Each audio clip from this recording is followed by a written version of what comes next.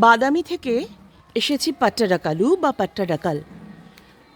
এই জায়গাটা অনেকটা কোণারকের সূর্য মন্দিরের চারপাশে যেরকম, অথবা মহাবলীপুরমের সূর্য মন্দির যেরকম, অনেকটা সেই রকম।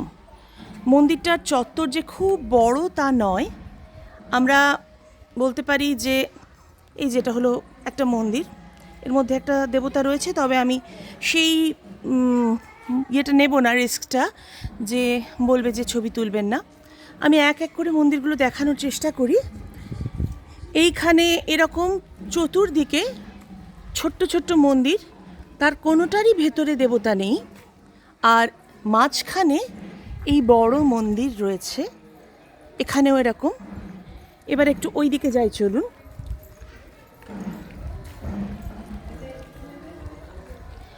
লেখাটা যদি পারেন, এটাই হলো বিরূপাক্ষা টেম্পল, যেটা একটা আছে হাম্পিতে, একটাই পাট্টাডাকালুতে।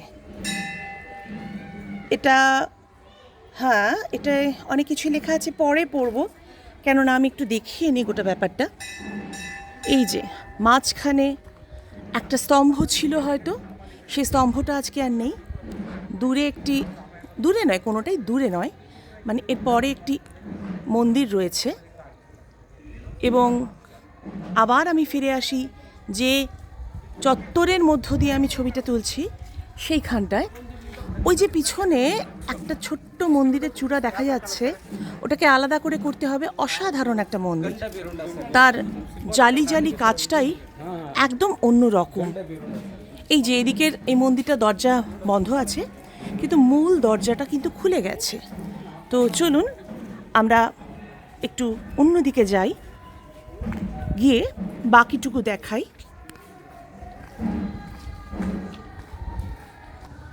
এই যে আরেকটি মন্দির, ছোট বললাম বটে, তবে তেমন ছোট কিন্তু নয়। এবারে যে মন্দিরটার কাজ সম্পূর্ণ অন্যরকম, সেইটাই আমরা চলেছি। দূর থেকেই দেখাবো, কেননা এর ভিতরে অনেকটা জায়গায় আমাদের অনেক কিছু এখনো দেখানো বাকি আছে।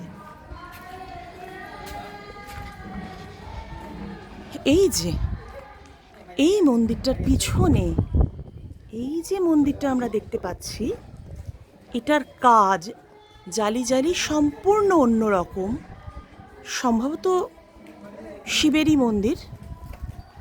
আর এখানে একটা বৈশিষ্ট্য দেখলাম যে খাজুরাহোরই মতো অনেক মৈথুন মূর্তি কিন্তু এখানে রয়েছে, দেবদেবীদের এবং আরও অনেক কিছুরই দেখতে পাচ্ছি।